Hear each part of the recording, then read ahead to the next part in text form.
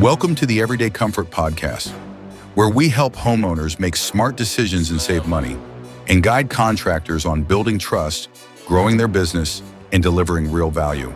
Let's dive into the show. Hey, I'm Anthony Mound, and this is Everyday Comfort, real-world guidance for homeowners and home service pros to help you make smarter decisions, avoid expensive problems, and stay comfortable year-round. Today's episode is sponsored by Trust One, your local plumbing and HVAC team in Quincy, Massachusetts. Our mission is simple. We help people win. The company wins, the employee wins, and the customer wins. That means clear communication, quality work, and a customer experience built on trust from start to finish. I have Chad here of Rise 25, who has done thousands of interviews with successful entrepreneurs and CEOs, and we have flipped the script. He'll be interviewing me today. Hey, Chad. Welcome to the show. Hey, thanks so much, Anthony. How are you doing? Good. Good. Hey, today it's all about heat pumps. So we're going to find out everything that we care to know about them.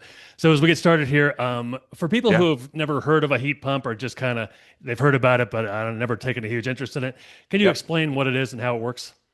Yeah, so heat pumps, they do not create heat. They actually use electricity to absorb thermal energy from the outside or ground and move it indoors. So they pull all that energy from outside through the refrigerant piping and then throw it into the air through a blower motor. And then also there's traditionally an electric strip inside of like a ducted heat pump. I call it a toaster oven because it looks like one. And then that is through electricity, and then you blow air across it. So that's a little simplified way to explain how a heat pump works. Are there different types of heat pumps? Yeah, there's many different types of heat pumps. There's ground source heat pumps, there's water source heat pumps, and then there's air-to-air heat pumps. They all work a little bit differently. So how would a homeowner be able to know which one is right for their home? So 90%, I would say, of homeowners, air-to-air is the most common. The other ones require excavation, and water source heat pumps are a little bit different. They require a little more effort, but they are becoming more popular. But the most common is air to air. That's the most common that we run across. And then geothermal heat pumps just require tons of excavation, tons of planning, and they're very, very expensive. So we're not really well versed in geothermal, so we stick to the air to air until the water to air become more popular. Are there climates or I guess maybe situations where heat pumps are great and maybe other ones where they're not so great? Yeah, so it all depends on the situation and where they are. Um, I'm sorry, can you repeat that one question? I just want to understand that question a little bit more. Yeah, like in what climates or situations do heat pumps maybe perform at their best, and then where do they fall short otherwise? So obviously, colder climates, heat pumps are going to work harder hmm and be harder to use. But it really depends on the installation, and it depends on the ductwork situation. It really depends on the design and the quality and the product itself. I think heat pumps can work in all applications. It really matters on the design and how it's like laid out in the house. So. Are there steps that a homeowner can take to maximize efficiency and comfort from their heat pump system? Yeah, so it'd be a little different whether you have a ductless or a ducted heat pump. But if you have a ductless, having each room sized properly with doing a load calculation to ensure that you're getting the right size unit for each room, and then having one in each room separately. What mistakes I come across all the time is people will put a unit in one room and then there's not much of an open space to get that air from one room to another, just because maybe they didn't want to add that additional unit. So it's important that like every bedroom has their own unit. And then if you have an open floor plan, like your kitchen and your dining room connect, sometimes you can get away with one unit there because the air can actually get to it. But design flaws are an issue for sure. I've heard that sometimes when homeowners install a heat pump, they see their electric bill go up. Why is that, and should that be expected? Yeah, so sadly, we come across this pretty often. We had a customer that we did a heat pump for last week, and it was for his mother. And he was like, my mother's electric bill is like $800 a month. And people have a misconception about this is they'll size the house and say, they go based off of BTUs, which is British thermal units. And so that's how you calculate the size of the unit by doing measurements, or we have like a LiDAR scanner where we scan each room and it tells us the exact BTUs that we need for that room and for the house. So they might not size it appropriately for that. So what happens is when that heat pump, the actual refrigerant cycle can't keep up with the demand, then the heat strip kicks on, and that's where you get most of your electricity is from that little toaster oven heat strip that slides inside the unit. That thing, if that thing's running continuously all the time because the unit itself is not sized properly, then that's where your electric bills skyrocket. And then the other thing that happens too is if your ductwork is undersized or it's not sealed properly and it's not insulated, you could lose a lot of your heat through that ductwork. And that also helps increase the electric bill as well. So those are things that are all factors that we try to be transparent about when it comes to giving customers heat pump quotes. So there's the possibility that a heat pump would be great, but the ductwork needs to be redone or it needs to be kind of renovated. Yeah, and at least the minimum, if you really want a heat pump that badly, at least seal it and insulate it. You know, Mhm. those are the minimum steps that you should be doing, unless your ductwork's in great shape. And sometimes we run into that too, and you're a good candidate for that. But also having your home insulated is another factor as well, making sure that the walls are insulated and the ceilings are insulated so you don't lose energy, so you don't have a ton of heat loss. People may be considering getting a heat pump. They've heard a lot of good things about them over time, but Mhm. then lately, maybe they've heat pumps have been getting kind of a bad reputation. Where do you think that's coming from, and is it deserved? Well, I think it's I don't want to get political here, but there's a big push from the utility companies to go heat pump because they can kind of control the electricity Hmm. and obviously they can increase the cost of it, but other parts of it is I think contractors are giving it a bad name as well because they might not know that you how to design them or they might not be doing site visits. Like we see customers going with these online companies that give a price over the internet, and then they just come and install this piece of equipment, never saw the house before, never saw the ductwork or anything, and then they're just attaching to poor ductwork, or they're not sizing the equipment properly, and then customer gets a bad taste in their mouth about heat pumps when it might not be the heat pump. It could have been the person who put it in. They didn't account for these things, or they didn't tell the homeowner about these things. So I think us as contractors are shooting ourselves in the foot if we're not being transparent or we're not giving the customer all the possible information about ductwork and their condition of their house and the energy loss. So, in your professional opinion, a heat pump, uh, that bad reputation is not well deserved. There's other factors.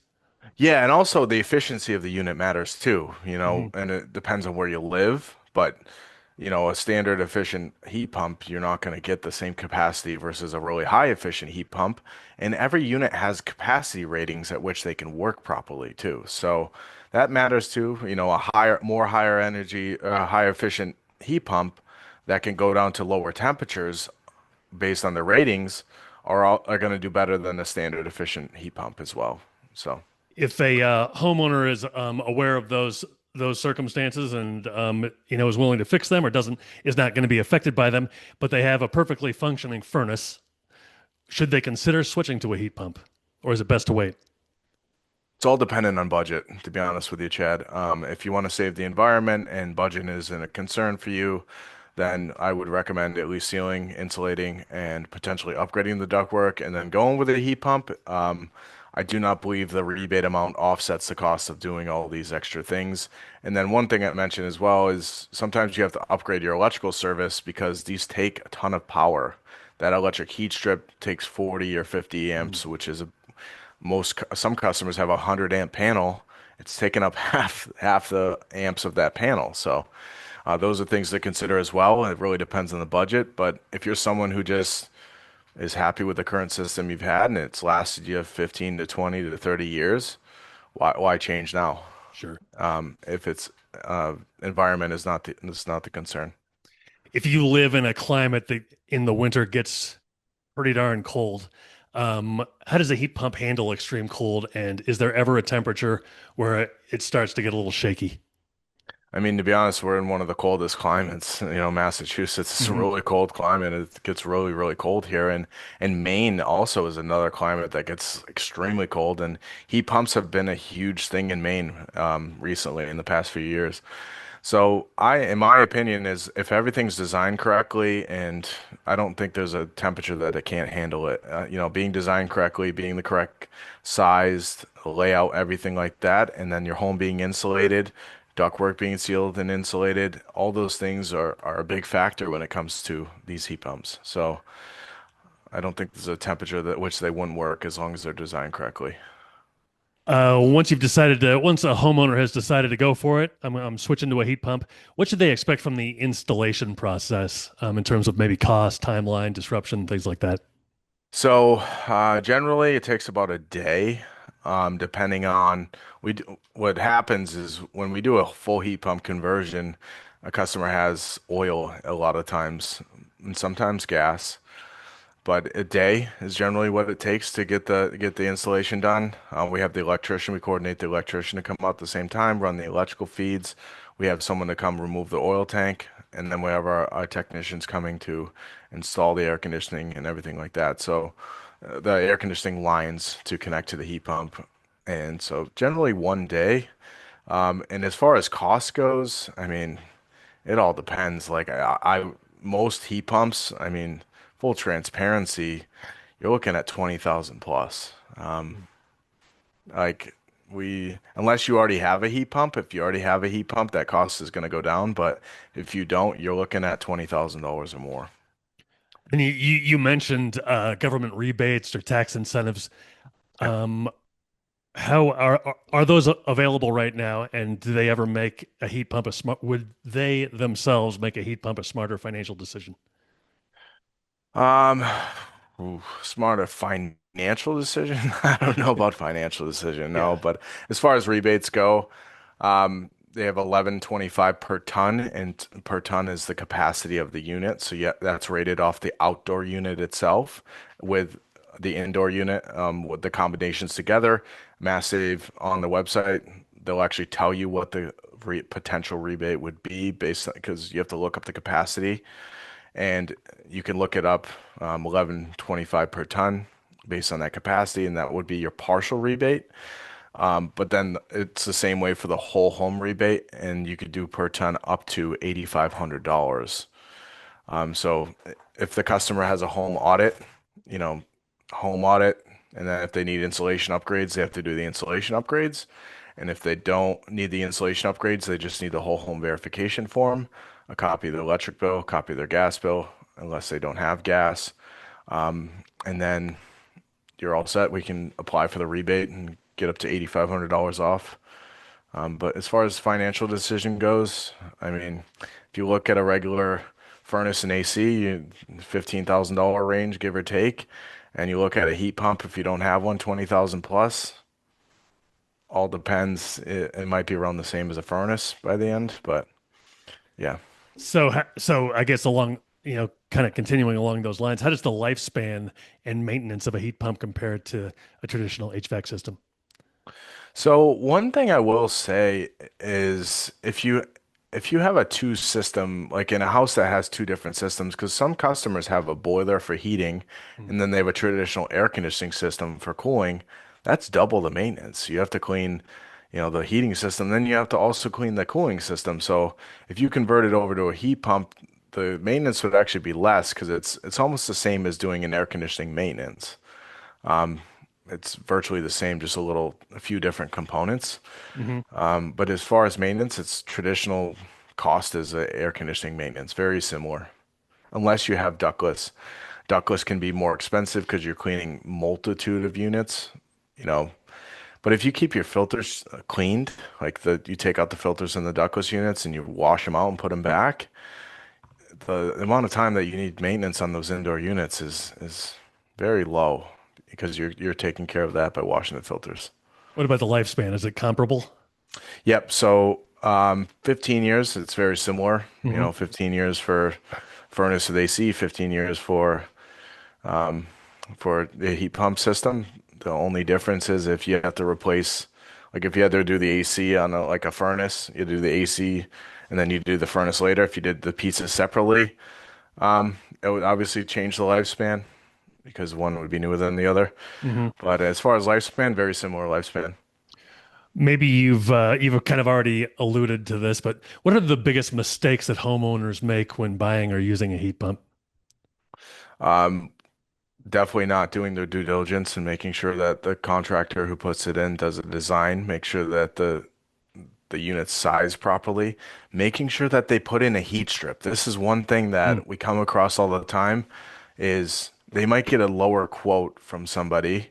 Just make sure they're putting in if you have a ducted heat pump, make sure they're putting in a heat strip so that it works properly because we had a customer that their heat pump wasn't getting up to temperature and one of our competitors put in that heat pump and they didn't put in a heat strip and the thing never caught up to temperature. So if the unit's not perfectly sized correctly and then you don't have a heat strip on top of it, it's going to continuously run and it's never going to be comfortable for you. So the one, system sized correctly for the home. Two, the design of it, making sure if you don't have ductwork and it's ductless, making sure the design's right, making sure you have enough air to get to different rooms separately. That's important. And then three, if you're doing ducted, heat strip. Make sure you have that heat strip. So those are the really most important things. And then also settings on the thermostat is going to be my last one. We've come across a few thermostat settings. Those heat pumps would be better with a Wi-Fi thermostat because you can adjust setting a lot more settings to make them run at certain times or run longer. So that's important is making sure the settings are set up right. And then last thing too with a heat pump is they are a different type of heat. You do want them to run. You don't want them to shut off and kick on, shut off and kick on. You want to set them to a certain temperature and let them run. So just keep them, and it takes longer. If you turn it off and you turn it back on, and you have to have that climb 5 to 10 degrees, it takes a lot longer to heat up. So, mm. and you're going to use more energy if the thing keeps turning on and off. So keep it at a temperature, keep it there. You're not going to save energy by turning it off. So that's the most important thing, and that's with all heat pumps. Make sure that temperature is set at a certain temperature and leave it. Does a heat pump handle cooling? Yep. Yep. Does it, and it does it as well as, does it do it equally well as heating? It actually potentially do better than a traditional because a lot of customers have traditional air conditioners that are traditionally efficient, which is Hmm. like, they go based off of SEER ratings, which is seasonal energy efficiency rating. Hmm. And a lot of customers have like 13 SEER piece of equipment, which is really entry. And a lot of the ones that we're putting in are 20 SEER or higher. So you're actually going to save a lot of energy when it comes to the air conditioning season because the efficiency is a lot higher on the air conditioning side, as well as the motors can actually ramp up or down and help with airflow. So you actually will have a more comfortable cooling season than you would on a traditional air conditioning system as well. So, Hmm. Well, that's very interesting. So, mhm. what size heat pump does a homeowner need, and what happens if they get one that ends up being too big or too small? So too small, I'd be really concerned. Things gonna run all the time. You're gonna have high utility bills, and you're not gonna be comfortable. It's not gonna get to the temperature you want. Oversized, not as concerned, to be completely honest with you. They Hmm. are variable speed, most of them, the ones that are high efficient. So they are able to ramp up and down based on demand. So at least for the high efficient ones. So that is not as concerning. But yeah, to answer those questions for you, yeah, those are really it. Are there ever homes where, whether it's because of construction, older construction, or insulation, or certain layouts, where a heat pump just is not a good idea? Yeah, older houses, to Hmm. be honest, like if they have old ductwork that's not sealed or insulated in the walls, and it's just like it looks like an octopus down in the basement where everything's just shooting off different directions. I would not recommend a heat pump in that house, as well as if the house is not insulated well. I'd also not recommend a heat pump, but heat pumps work well in like condos. I'd say like anything under 2,000 square feet. is a good frame of measure. But if you're over 2,000 square feet, you probably want to go with two of them. If they're ducted, and ductless is obviously different. But yeah, that's really the rule of thumb. Older houses that are not insulated and ductwork in poor condition. So if you have a house where it's a good fit, let's say a homeowner is sitting on the fence, but they need to move in they're choosing which heating and cooling direction they're going in. Is a heat pump worth it as we head into the second half of 2026? I think heat pumps are worth it as long as the design and everything is done correctly. Yes, and obviously applications are a little bit different. But yeah, as long as the design and conditions are proper, yeah, heat pumps will work great for you. How would a homeowner avoid getting oversold or choosing the wrong installer? Ooh, that's a very difficult one. One, making sure that they're doing the manual J and making sure that they're showing a manual J to you, making sure that I mean, honestly, this is old school, but getting references. You could get references from previous customers that they put in heat pumps for and talk to them about utility bills, talk to them about how the experience was, talk to them how they like their heat pump. So that's important. Looking at online reviews, looking at guarantees, warranties, looking at proposals, making sure that everything is done when it comes to the design and then the professionalism of the company. Last question for you are heat pumps, is that kind of technology that's always evolving? Or, is it like a situation where, okay, I could buy now, but it could be outdated, in a year? Or is now just a good time to buy the heat pump that's available? If you would have asked me that question about 5 years ago, I'd be like, yeah, don't buy a heat pump now. But I think heat pumps have come a long way. Are actually using them for their primary source of heat now. Years ago, I mean, you see condos with heat pumps, but I mean, in a condo, you're getting heat from above and below. So Hmm. you could have like a duct between two floors and be comfortable. So they've been around for a while, but they've definitely evolved a lot. I'm really curious to see where they go in the future. I would be willing to bet they're going to get better and they're going to work better and the installation's going to be a lot easier and they're going to be more forgiving as well as like, everything else has evolved. But I wouldn't hold out on a heat. Like if you really wanted a heat pump, I wouldn't hold out on it because by the time it evolves, you might need a new one anyway. So, 15 years down the line, but Okay, sounds good. Hey, good stuff, Anthony. Always good to talk to you. Thanks so awesome. much. Hey, thanks, Chad. So long, everybody. Thanks for listening to the Everyday Comfort Podcast. We'll see you again next time, and be sure to click subscribe to get future episodes. I bring